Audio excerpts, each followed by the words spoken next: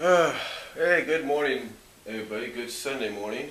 I'm going to do this as best I can now. I got plenty of time before I have to get in the shower and basically get myself ready for work because I do work today 10:30 to 7. But I will be back at the house in the afternoon. So I can, first of all, I'll probably officially publish these videos, which should be published by the time you watch them. And also set everything up for WrestleMania 30 because I have to record it while I'm gone. You know what I'm saying? Anyway, as you can see, it's DVD, Blu-ray update time, and the description down there is going to say something along the lines of basically a DVD, Blu-ray update full of a lot of Joe, Toodles, and Joes, if you know what I mean. Yeah, a lot of Toodles and Joes. I'll explain that in a minute. But there are some DVDs that have been fabbed, if you will, so we'll get to those in just a little bit. I want to start off this update with this DVD, however. This is a DVD that originally I had in my Amazon queue, but I was not sure if I would be able to not just get it through Netflix, but I was not sure if it would be DVD fabbable, if you know what I mean. Thankfully it is, and I might have to do maybe a few copies of this in the future just to keep my mother, who's a huge fan of this movie, loves this movie. As a matter of fact, she DVRs it. Matter of fact, she likes to DVR it. And even though our DVR only goes up to 100%, she doesn't quite understand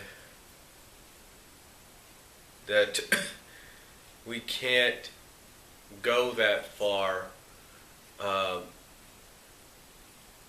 We could go to 100%, but I don't think she understands that sometimes does affect the DVR box itself, the DVR cable box itself.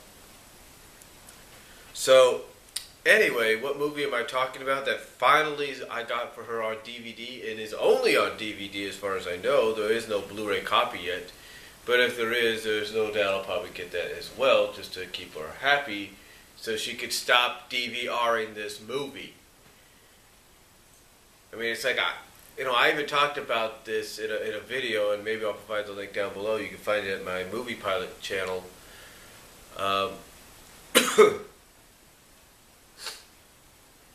Yeah, I do have a Movie Pilot channel, but my movie Pilot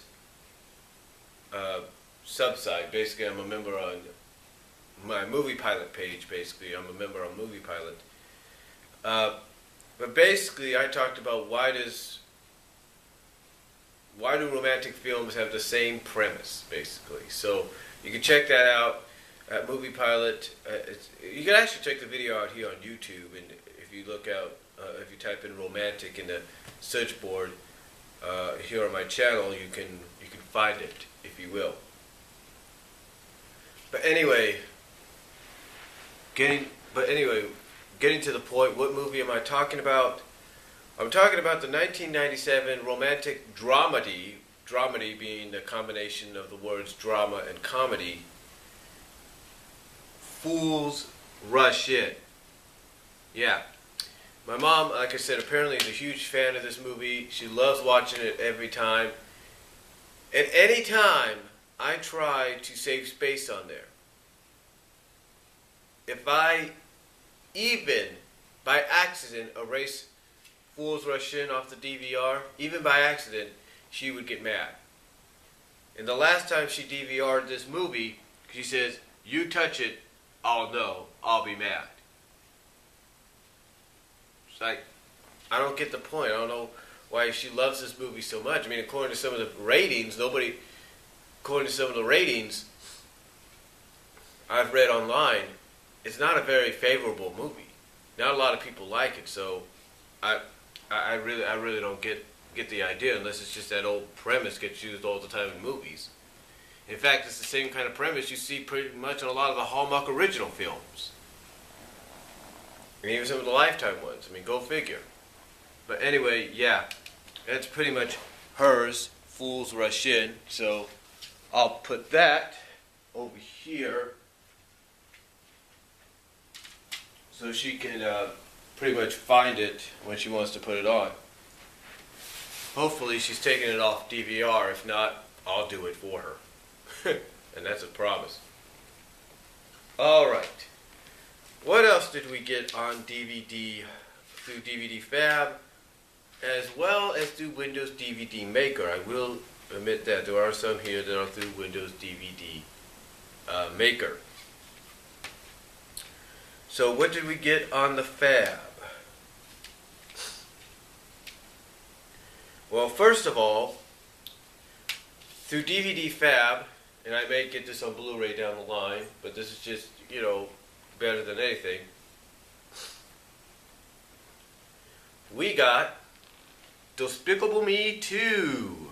Yeah, so I now have both Despicable Me movies on DVD.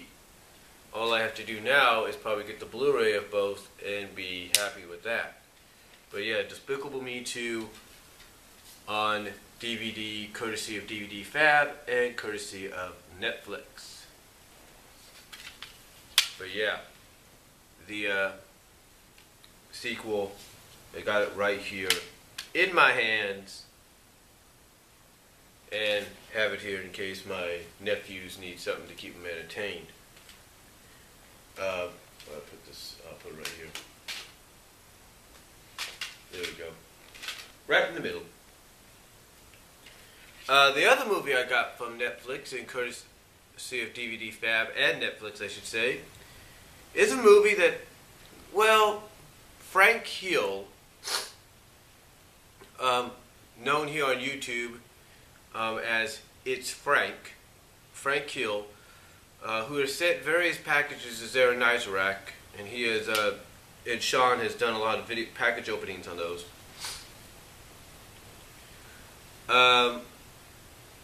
He said that the scene that I described in the movie, the scene, well, basically, he told me, because when I did my last DVD Blu-ray update and I showed you guys Amazon Women on the Moon, I said I checked it out because perhaps it might have that certain scene I was talking about. It did not. And It's Frank said it might be in National Lampoon's Movie Madness. Well, there is a scene where a guy is under the covers, basically, I guess, having his feel, if you will, with a woman who is not completely under the covers. She's just sitting up on, kind of leaning back, sitting back like this on the bed frame, on the headboard, if you will, where the guy's having his feel. And what they use is purple silk blankets and sheets. Problem is, though, even though that sounds similar, it's not. You see, the scene I was trying to describe, I should have been into more detail, from what I can recall, is they both kind of meet in a dining room somewhere in a hotel or a train, I don't know. And then I guess one thing leads to another and they end up making out and kind of getting it on in his hotel room or something like that, or his stateroom in the train. I don't really know. But it's somewhere to where they're getting it on. He pulls the sheet, the white sheet, I should say, over both of them. And he's still getting it on and all that. And then all of a sudden, you see this group of guys with guns starting to just, show up out of nowhere and start shooting away at the room that they're in, and then all of a sudden both of them just stop. Both the woman and the guy under the sheet, both of them are under the white sheet, stop. And as soon as the gunfire stops, you hear the woman saying you hear the woman saying her line of, "That was wonderful. I felt the earth move." And you sort of like see like a little kick of her foot under the sheet, and that's it. But both of them are under the white sheet, on the bed. So again, close but no cigar are with this movie. And what movie I'm talking about? Well, I look at it this way. I got Kentucky Fried Movie. I got the Kentucky Fried Movie. I got the supposed sequel, Amazon Women on the Moon. Why not continue trying to complete the spoof movies of that time, of that genre? So I ended up getting National Lampoon's Movie Madness. That's right, National Lampoon's Movie Madness, made in 1983-82, right there. So yeah, that was the recommendation from It's Frank. And Frank, I do appreciate it, but the thing is, the scene is not exactly the one I'm looking for just yet. As I just described to you, that's the scene I just described to you here. Hopefully you guys will be able to find it in whatever time frame, in whatever time you have. So hopefully the description I just gave you in this video helps out a little bit better. But yeah, it's an interesting movie here. It's split up into, I think, 3 different segments, like 3 different featurettes, mini-movies. And yeah, I think it's worth a watch if you want some cheesy fun, National Lampoon style. It's not one of the best films. As a matter of fact, it's regarded as one of the bombs. So, but it is worth a look at. And if you're into spoofy, cheesy comedies, this might be good to have in your collection. Now, as far as Windows DVD Maker, I will say this. I have several movies that I have on DVD-ROM that I got through torrents throughout the few years I've been here. Yeah, several that you would have to pay money for, and you still will. You see, that's the one thing that kind of gets me about the movie industry. You know, they just don't understand that they're still going to get their huge share of the financial pie. They're still going to get people's money coming in to the grubby little hands and pockets, because people will constantly still buy the movie, but they'll buy the movie on Blu-ray because they want to see more superior quality. The only reason they still go through the torrents and then use things like, Windows DVD Maker, or even if they rent a movie, a DVD from Netflix, or even if they rent the Blu-ray from Netflix, if they have a Blu-ray recordable driver, which is a little expensive to get at times, they still realize they're still going to get the money some way or somehow.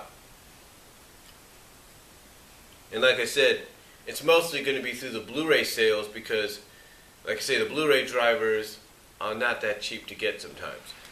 But anyway, this is where things like Windows DVD Maker come in, because if you have a lot of movies like I do saved up on DVD-ROMs, courtesy of torrents throughout the years, this is one of the reasons to have the Windows DVD Maker or software like it, because that way you can actually, when you feel like it, when the time is right, finally make the DVD of the movie, of some of the movies you have on DVD-ROM.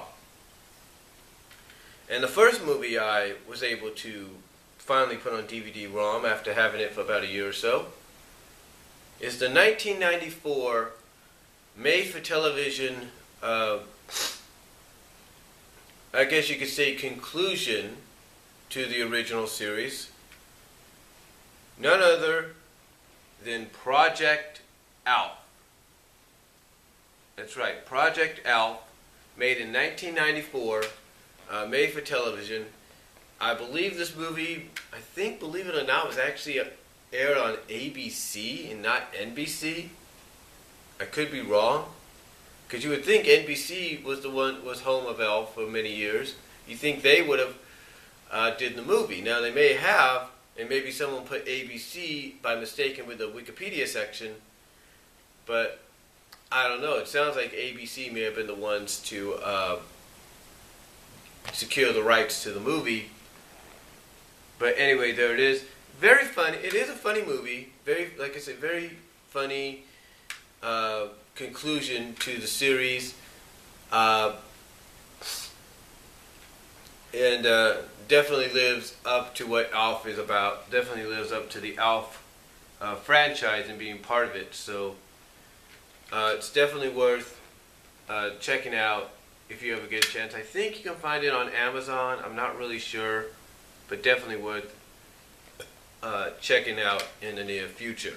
But yeah, Project Alf, right there.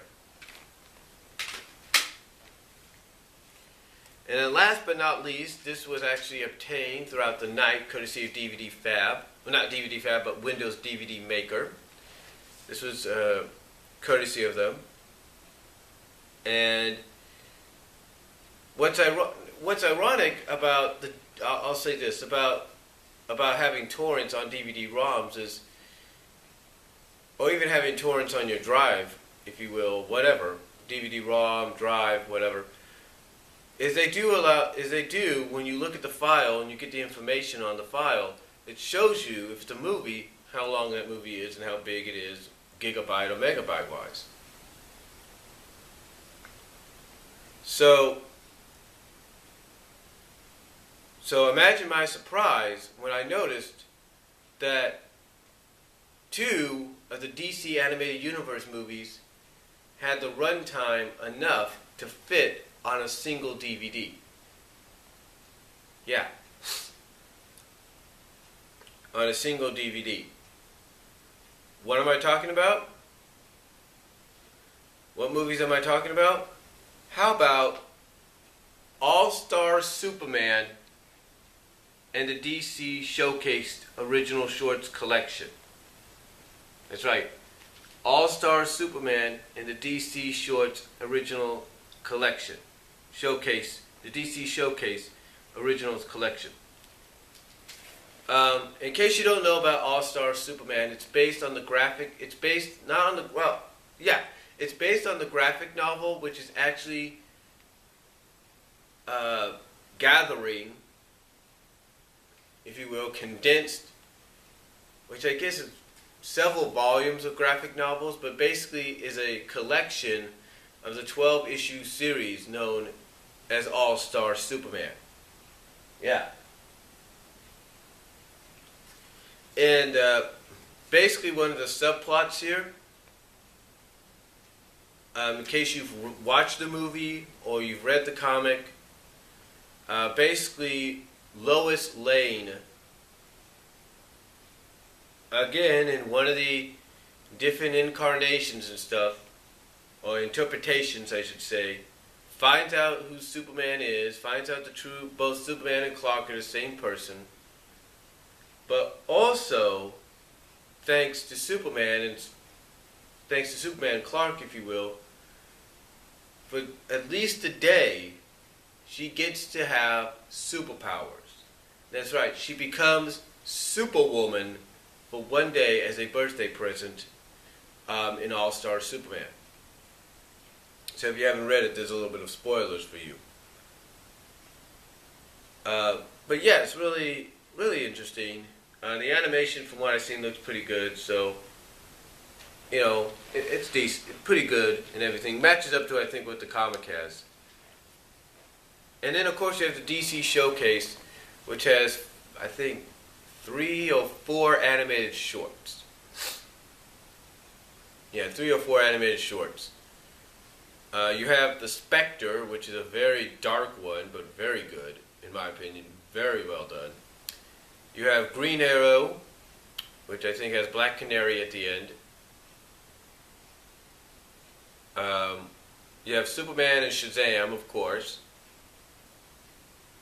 And you have Jonah Hex, which is another dark one, but both worthy of having in your collection. And again, if you have them on file somewhere, let's say on a DVD-ROM, a flash drive, whatever, or even on your computer, and let's say you have a DVD maker software of some kind, I highly recommend putting both together because both can fit with a runtime, with a combined runtime of 2 hours 19 minutes. Both can fit on there.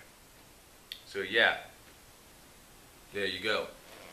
All-Star Superman and the DC Showcase Original Shorts Collection, worth having. And if you could do it both ways on one DVD like this, it'd be worth it as well. And yes, I may get the Blu-rays down the line as well, don't worry. Let me check my time here. Okay, still got plenty of time. I have to get ready in a little bit. That's fine. Okay. DVD-wise. Officially bought DVD-wise. What do I have? Well, I got this for $5 at my job. I think you can find this on Amazon, maybe for a little more, maybe not. And Sean McLean's There Nice Rack. If I find another copy, I might buy it and send it to you. If not, I might send you a DVD fab copy of this. So expect that in the future. And you may want to watch it when you get it.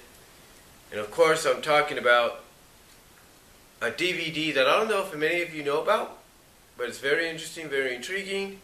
It's called Necessary Evil, the Supervillains of DC Comics. And basically what you have here is it's a full-length documentary, explores the questions across seven decades of DC's Comics hollowed rogues gallery of infamous evildoers, narrated by esteemed film villain Christopher Lee. Necessary Evil examines the tortured psyches of your favorite animation, comic book, game, TV, and feature film baddies, from both the past and into the future, against the backdrop of culture, history, and society. Insights from famed creators and storytellers including Zack Snyder, Guillermo del Toro, Jim Lee, Jeff Johns, and Richard Donner shine a fascinating light on those malevolent, charismatic characters who thrive in the dark. So very interesting, very looking forward to watching that myself down the line. And of course, there's the DVD right there with the ultraviolet thing as well. But for $5, you can't go wrong with that. And if you can find it on Amazon, get it. If not, Zero Nice Rack, I would suggest that. But if not, Sean, I'll probably send you a DVD fab copy, which after reading that description, my friend, you might just want to watch it right off the bat. Good thing to have in the DC Comics collection. And then, finally, after all this time, I only had volume 1. I only had the first volume of season 1, not just once, but twice. The first one, of course, being the first 24 episodes, courtesy of Shout Factory, and the other being the first 32 episodes, courtesy of Mill Creek. Well, I was waiting for it. It came out a year or so later, and I finally got it in my hands. Now all we have to do is wait for season 2 to be released, which should be about a single, maybe a 2-disc set. And of course, what series am I talking about? None other than Heathcliff and the Cadillac Cats. That's right, Heathcliff and the Cadillac Cats.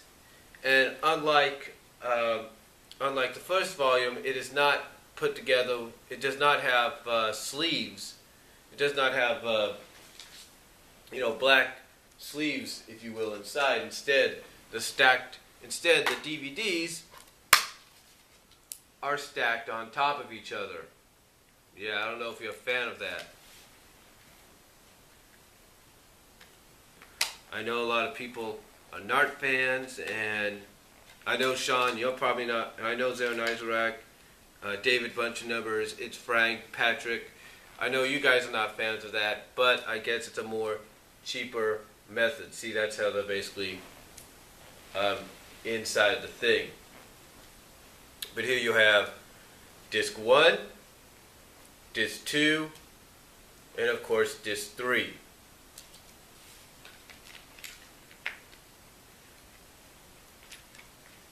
And there we go, get it in there. Essentially, from what I can understand, you have episodes 33 to 65 on here from season 1. Yeah, episodes 33 to 65 on here from season 1. So that's not too bad. And it's got a combined runtime of 12 hours, 11 minutes. Yeah. 12 hours, 11 minutes. In other words, it's 9:09 right now.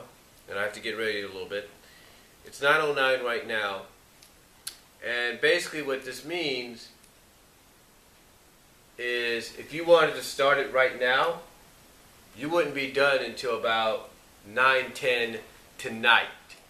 Yeah, it's 9:10 Pacific right now. If you were to start watching something like this now, you wouldn't be done until about 9:10 p.m.